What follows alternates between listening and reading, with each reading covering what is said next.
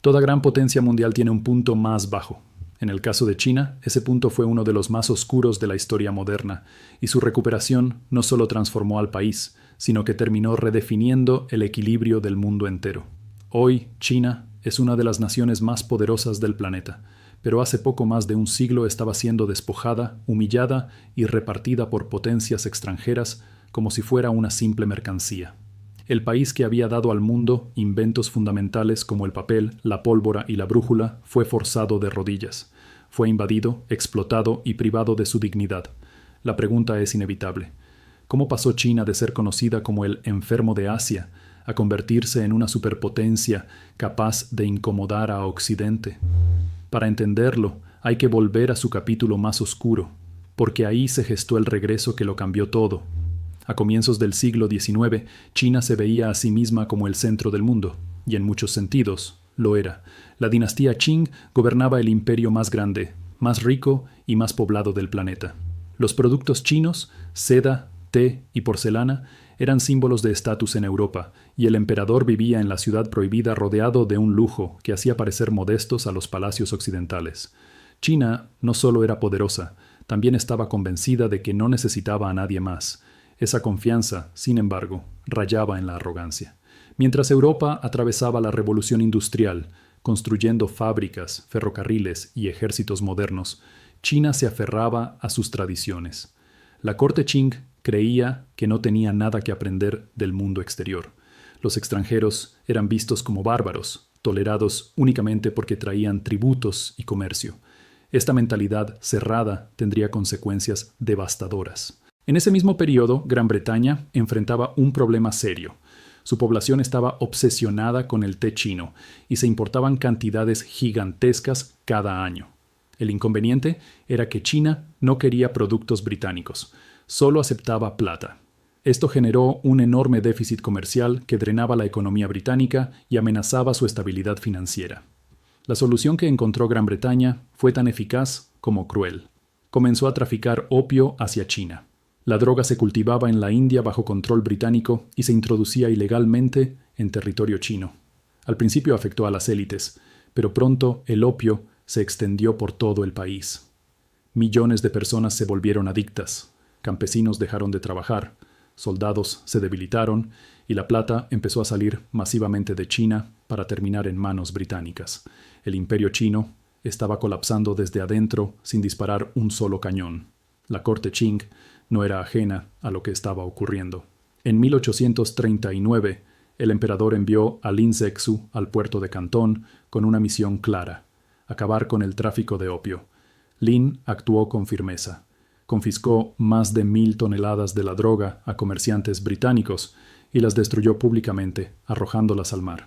Incluso escribió una carta a la reina Victoria preguntándole cómo reaccionaría si China envenenara deliberadamente al pueblo británico. La respuesta no fue diplomática, fue militar. La respuesta británica fue inmediata y brutal. En 1839 comenzó la Primera Guerra del Opio. Sobre el papel, China tenía más soldados, más territorio y una historia militar milenaria. En la práctica, no tenía ninguna posibilidad. Gran Bretaña contaba con barcos a vapor, artillería moderna y fusiles que podían disparar y recargarse con una velocidad impensable para los ejércitos chinos. Las tropas imperiales todavía luchaban con espadas, lanzas y armas de fuego obsoletas. Era una guerra entre dos eras distintas, y el resultado estaba decidido antes de empezar.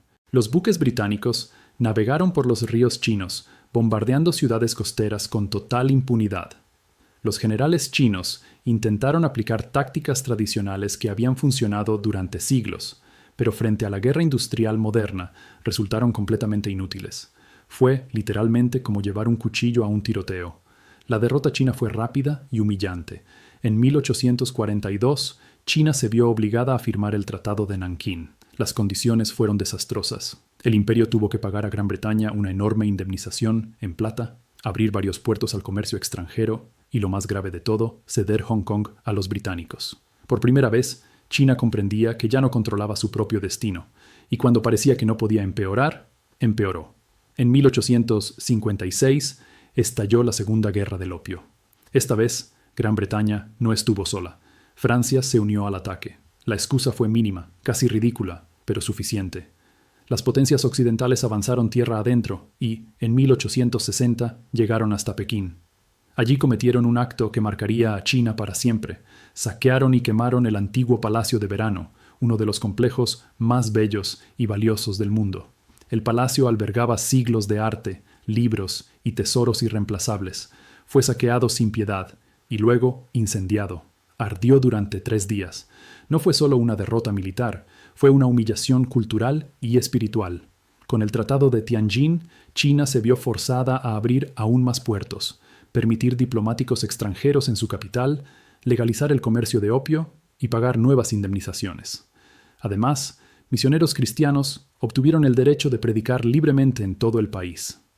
Historiadores como Stephen Platt describen este periodo como el momento en que la imagen que China tenía de sí misma se hizo añicos. Durante siglos, el imperio se había visto como el centro de la civilización. Ahora comprendía, de la forma más dolorosa posible, que estaba a merced de potencias extranjeras. No solo había sido derrotada, había sido despojada de su orgullo. Una vez que Gran Bretaña rompió las defensas de China, otras potencias no tardaron en aprovecharse. Francia expandió su control sobre Vietnam. Rusia se quedó con enormes territorios en el norte. Alemania reclamó zonas estratégicas y Japón, recién modernizado, observó la debilidad china con atención. China no fue colonizada como África o la India. Fue algo distinto y en muchos sentidos peor. Fue dividida en esferas de influencia. Puertos, ferrocarriles y minas quedaron bajo control extranjero. Las potencias establecieron sus propios tribunales y no estaban sujetas a la ley china. En su propio país, los chinos pasaron a ser ciudadanos de segunda clase. En algunas zonas aparecieron carteles que decían explícitamente: no se permiten perros ni chinos. El mensaje era claro y devastador. A fines del siglo XIX, el imperio chino intentó reaccionar.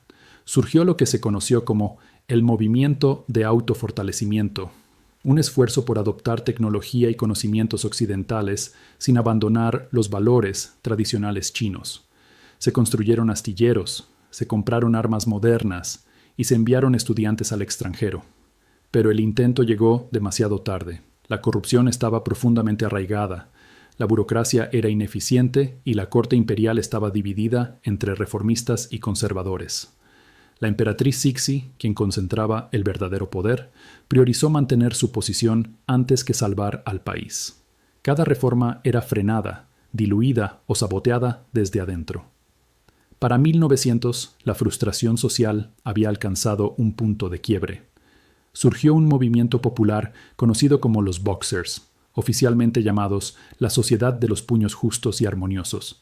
Eran campesinos, artesanos y jóvenes desesperados que creían que, mediante rituales y fe, podían volverse inmunes a las balas. Atacaban a extranjeros, misioneros cristianos y a chinos que colaboraban con Occidente. El gobierno Qing, acorralado y sin control real del país, cometió un error fatal: decidió apoyarlos. La reacción internacional fue inmediata. 8 potencias: Gran Bretaña, Francia, Alemania, Rusia, Japón, Estados Unidos, Italia y Austria-Hungría, formaron una alianza e invadieron China. Derrotaron a los Boxers sin dificultad, ocuparon nuevamente Pekín y forzaron al gobierno chino a pagar una indemnización colosal en plata.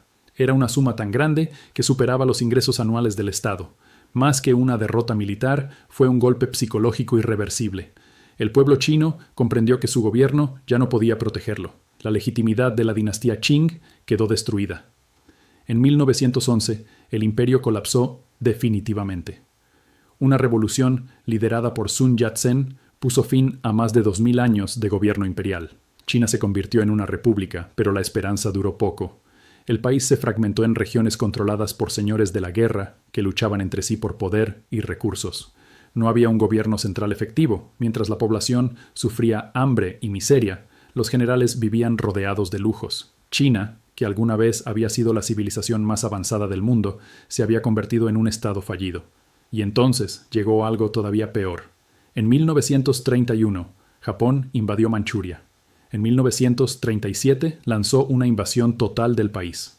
Lo que siguió fue una de las tragedias más brutales del siglo XX. La masacre de Nankín dejó entre 200 y 300 mil víctimas en apenas 6 semanas. Civiles y prisioneros de guerra fueron asesinados sistemáticamente.